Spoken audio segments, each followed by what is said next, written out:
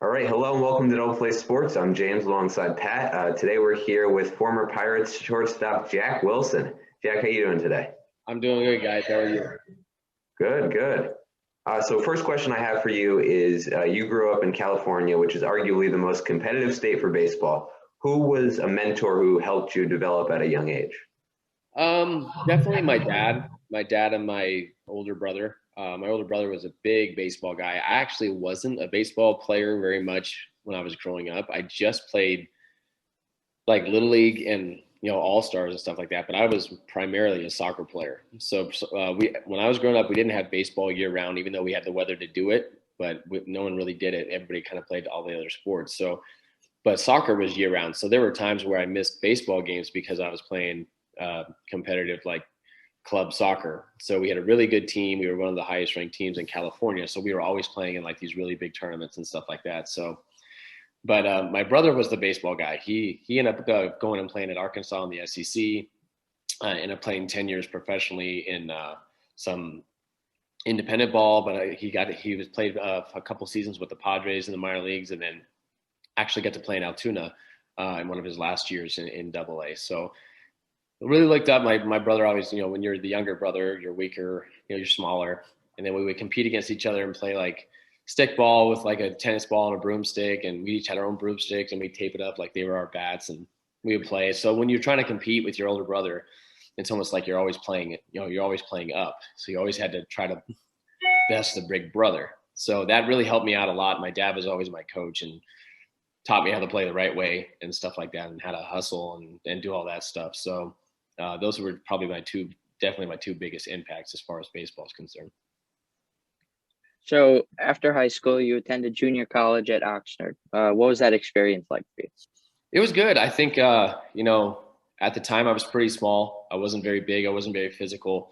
It's everybody kind of grows and matures at different rates as far as their athletic ability. And I was definitely one of the guys that I feel like if I went to a 4 year out of high school, it would have been really tough to be able to get on the field consistently and get at bats and stuff like that. Cause I was pretty tiny. I think I was maybe 5'9", probably 150 pounds after my senior year of high school. So I was able, going to junior college and be able to be on the field and play a lot my freshman year and my sophomore year kind of gave me that chance to develop. So I had a blast with it. It was an Oxnard College, which is about 35 minutes away. They were closer places to go, but they weren't they didn't have as good as a coach.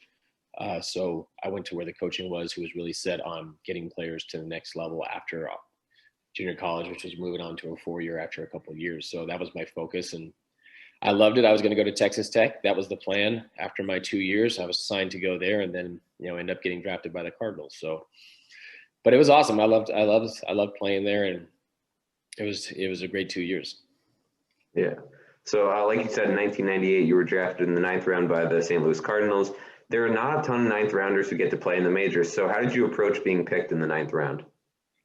I was actually supposed to go in like the 15th to 20th. So I was ecstatic that I actually went that high. I was planning on going to school. I didn't think that anybody had me, ranked high enough to get drafted in the top 10. Being a top 10 rounder is, kind of a big deal because you're definitely going to get a lot of opportunities early in pro ball. So, I was actually in summer school when I got drafted, trying to finish my AA so that I can go to Texas Tech. So I was taking an English class and was doing really well in it too, which kind of sucks. So I was getting an A, and then I got drafted, and then I had to drop the class because I ended up signing. And it was awesome. I think it was a really special moment. Anytime you get you have a draft day, just that kind of is the beginning of everything that happens in a professional career. So back then you couldn't follow it. It wasn't on internet. There wasn't anything that you could follow. You had no idea where they were round wise. So you just try to do your best you can to watch movies and just keep, because I took the day off of school because I knew it could possibly happen. So he's like, you're watching movies, people are calling on your landline because we didn't have cell phones at the time, and trying to figure out where everybody was at. And nobody had any clues. So as time goes on, you think more and more like, how deep is it getting in the draft if people are going to pass you over? But apparently St. Louis liked me more than everybody else because they picked me like 10 rounds earlier than everybody else had me. So it was pretty fortunate, but I was excited to get going. I think I signed the next day and I was on the flight to West Palm Beach, Florida. So then on July 29th in 2000, you were traded to Pittsburgh. Yeah. What mindset did you have like after you were traded? Well, I kind of my agent told me after the draft that St. Louis was well known for trading off any of their young prospects because Tony La Russa, who was the manager, really liked to have veteran players at the positions. He didn't.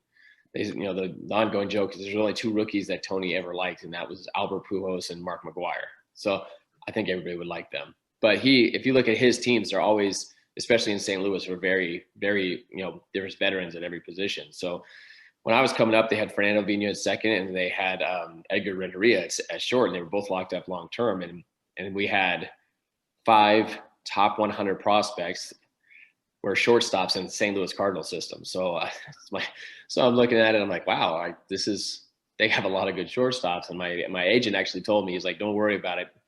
If you make it to the big leagues, it won't be with them because they just like to trade off all their guys. I was like, all right, cool. So that was the mindset. Like, no matter what, when you played out there, you're not just playing for your team to help your team win, but you're also playing for all the other 29 teams and the scouts that are coming out to watch all those games. So I wasn't surprised when it happened. I had played for Lloyd McClendon in the California Fall League, who was the hitting coach for the Pirates. And when the next year came and the Pirates had a left-handed pitcher named Jason Christensen, La Russa needed a left-handed reliever to go into the playoffs. And so Lloyd McClendon said, hey, if they're calling about Christensen, let's try to get that little Wilson kid, the shortstop. So I was like, oh, sweet. So it was an off day. We were in Little Rock, Arkansas. It was an off day. Me and my wife were just hanging out and got a phone call. And then it came up on the ticker on ESPN on the very bottom ticker that I was traded. And, and then it's all a blur from there because then you got to pack up stuff. You got to get on a plane. And then next thing you know, you're flying to Altoona, Pennsylvania to meet up with the AA team in Pittsburgh. So it was very overwhelming at the time. It's just because it's just so much happens. It's a life change to just jump organizations. I loved St. Louis. I loved being a part of their minor leagues. I formed friendships with those guys, and then all of a sudden now you're gonna start all over with a bunch of new players. So I played against Pittsburgh. Pittsburgh had a team in Lynchburg in the Midwest League, so I was familiar with some of their players. But it's definitely different when you just gotta say, hey, by the way, you are completely moving and you have 48 hours to get to this spot. You're like, okay, let's go. So after mashing for the Nashville Sounds, you got the call up. What was the feeling getting to step on a major league field for the first time? Well, I'd actually made the team. I made the team at the next spring. So I didn't go to Nashville. I went to the big leagues and spent a month in the big leagues and then got sent back down to Nashville because the first go around was pretty overwhelming, jumping from AA to the big leagues. I really didn't plan on making the big leagues that team. I was just going to the big league camp for the first time, but I guess I showed well enough to make the team. And then it was just, it was really tough. Obviously in Major League Baseball and facing that type of pitching is going to be difficult for anybody, and let alone, I just turned 23. I had no seasoning in AAA. So it was difficult and nothing really went right. I couldn't really field very well. I couldn't hit very well. I couldn't throw very well. So usually if you don't do those things, you're not going to be very successful in baseball. So it was cool. I got sent down to AAA and it was kind of relieving at the time because I knew I could go down and really, there was no TV, there's no reporters, you're not on national television making an error. You can kind of get back to playing the game and really enjoying it and trying to get back to playing good. And was there for a month and really went off and enjoyed myself. So I tried when I got the call back up and they said, hey, we're going back in the big leagues. We got to get you to Detroit. I was like, all right, I'm just going to keep that same thought process. I'm really just going to enjoy the game. I'm going to go up there. It's going to be tough. You're going to struggle. It's part of the game, but it's your first year. And I don't think anyone expects you to go out and hit 300, but just go out and be you and play the game. So I think that was kind of my mindset going forward. And really for the rest of my career was just to say, hey, that kind of all that white noise, just go play the game and have fun. So it was good to get back and be able to be successful after struggling that first month. So after some solid production in your first 3 seasons, in 2004, you went off. You batted .308 and you led the league with 12 triples. So when you're doing so well, what sort of strategies do you use to continue the high level of play like that? I just think it never be satisfied. That was kind of my thing, no matter what. If I had 3 hits the day before or feeling good and having really good numbers. Just not, you don't sit back and be like, oh, I'm hitting, 3 whatever, and like everything's just going to work out for me. Well, there's a reason why you're hitting 300, probably because of all the hard work you put in the off season and in spring training. So it was maintaining that same, pretty much doing the same thing with your cage work, your preparation, watching videos, all that stuff. Because it did feel really good to look up at the scoreboard, like when you're coming up to the plate and it has really nice numbers. I mean, that makes you feel good. It makes you feel confident. So I made sure that year that I didn't take that for granted, and that I actually worked harder that year probably than any other year, because I wanted to maintain that. I wanted to make sure that I went out there and every day put good at bats together and try to get some knocks. So I think that that was a really fun year. I got off to a really hot start. So even, if you go 0 for 5, which happens, but you're hitting 340 and you drop to 335, like it's not that big of a deal. Like you're okay with it. But when you're hitting, 230 and you go 0 for 5, it's like the end of the world, So having that cushion, having the first 2 months just go off, I think I was almost hitting 400 after 2 months. It was great, because it's like, hey, it's all good. If you struggle, you still get after it the next day. You watch video, find out what you did wrong, but like, oh man, you're only hitting 370 now. Darn, So it was pretty cool to kind of ride that wave of a really hot start those first couple months. So after your hot start, you were named to the 2004 National League All-Star team, and you got to share the field with some of the best to ever do it. What was the atmosphere around the All-Star game like? Oh, crazy. It was nuts. Like I felt so out of place, like just in that locker room. You're just surrounded by Hall of Famers. You look back and, Jim Thome's in that locker room, obviously Albert Pujols, Sammy Sosa, Barry Bonds, Miguel Cabrera. Like I can go on both sides. That's just like, I'm looking around and all I want to do is get their autograph.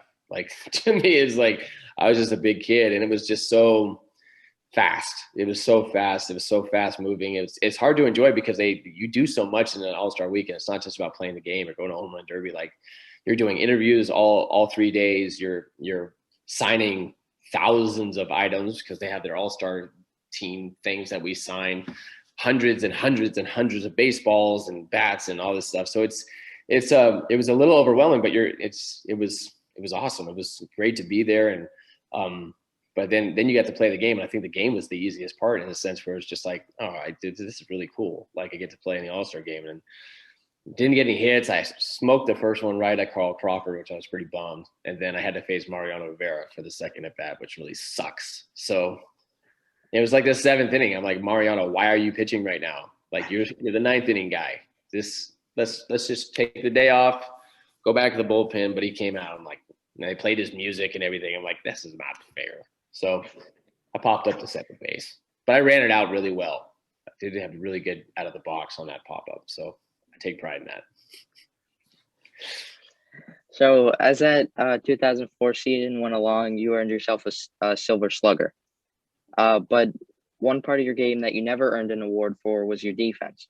You led the NL in double plays back-to-back years. Who was the best coach and mentor that helped you with defense the most? I think it was mostly other players. Watching the other really good shortstops like Omar Vizquel, like watching him. Why was he so good? And what it came down to, and what you kind of realize, is that they're just incredibly intelligent. Like they're really, really smart.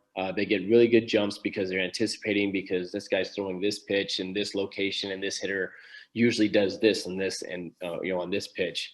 And you're kind of anticipating where the ball is going to hit before it's done. And that gives you an extra couple steps of range because you have a good feeling it's going to go to your right. You put a little lean on it and you can gain a couple steps to your right or your left. So just really, I love soaking in information. I love learning about the game, and just, I'd go out in BP and watch guys take ground balls, during batting practice, even after we've hit, just to see what their routine is, why, what do they do, how they approach certain balls, try new things, like stuff I hadn't even thought of before, that they do. So it's, so when it comes to mentoring, it's like I had Mike Benjamin, who was a really smart player. He was a shortstop, and he was kind of on his way. I think he was kind of on his way to retiring when I was coming up. So he helped a lot. Pat Mears, Pokey Reese, just guys that played shortstop that ended up playing second base with me up the middle. They were, tremendous mentors for me on trying to learn as much as I can as quick as I could. Yeah. So in 2007, you hit 296, and then you were a Fielding Bible Award winner in 2009, which is an honor given to one of the best defenders at your position. And then again on July 29th, just time in 2009, you were traded to the Mariners. How great a home was Pittsburgh for you for all those years? What was the last part of the question? I'm sorry. How great a home was Pittsburgh for you for all those years? Yeah, it was home. And my kids knew Pittsburgh as home more than they knew my California home, because we spent more time in Pittsburgh. So that was incredibly difficult. We were in the middle of working on an extension to stay in Pittsburgh, and it ended up just not coming together in time before they had to pull the trigger on a trade. We were really close, and it was very tough for my wife and kids to leave Pittsburgh. That we were there for such a long time. It was 9 seasons. We loved our home that we had there in Mars, Pennsylvania. We loved everything about it. The baseball was tough because, we were very successful over those years, but the fan base and myself and my family they were really close. Like we did a lot of things in the community. They always treated me fantastic. I never got booed, which there's plenty of times I should have been.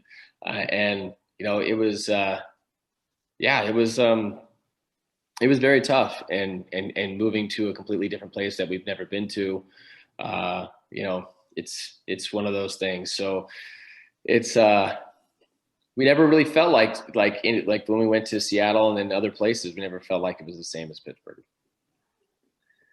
So then, after briefly playing for the Braves, you retired in 2012. What was your favorite moment of your career? I don't think there's one really in particular. There's a bunch of stuff, but I love remember things that happened to teammates. Like Rob Makoviak had a baby, and his wife had a baby, the morning of a game that we were doing we were playing a doubleheader, and the baby was delivered in the morning, and he showed up to play game 1, and then hit a game-winning homer in the 8th inning, and then so you're like, this guy's not supposed to be here. He's got his medical bracelet on.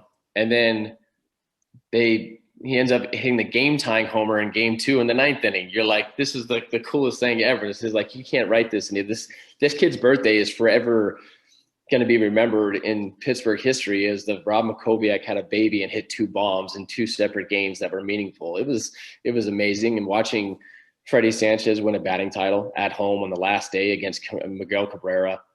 Needed 1 hit to seal it because Miguel Cabrera had gone 0 for 1. All he had to do was get 1 more hit to seal it, and we stopped the game after he got the hit in between innings to recognize. It was amazing. Things like that I always remember, because things that happen personally, you just have this kind of, you only have your view of it.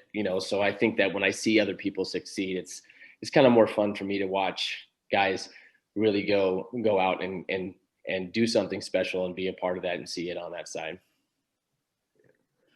So then throughout your career, who would you say is the one guy that just had your number? Who was the toughest pitcher for you to face? Yeah, there was a few. Matt Clement, from when he was with the Cubs, he would just throw me slider after slider after slider. And I would keep thinking, okay, this is the time he's throwing me the fastball, and keep swinging and missing and missing and missing. It's he was really tough. Jake Peavy was also very, very difficult to hit. Randy Johnson had my number a lot, but he had everybody else's number, so it's fine. What are you going to do? It's Randy. But I really enjoyed facing the best pitchers. I love going up against a Greg Maddux or a Pedro or Randy, John Smoltz. I love facing those guys because it was the ultimate challenge. And on top of it, I literally played against these guys in video games my entire childhood. Who didn't want to be the Seattle Mariners in the 90s when you had Ken Griffey Jr. and you had, Randy Johnson, and Alex Rodriguez, all this, that was the team you picked so that you could use Griffey on your team. So facing those guys was always a lot of fun, and kind of measure yourself. So if you ever got a hit off one of those guys, it was no matter what, even though I might have hit lifetime 110 off this dude, I got a hit off this guy and he's in the Hall of Fame. So it's pretty cool.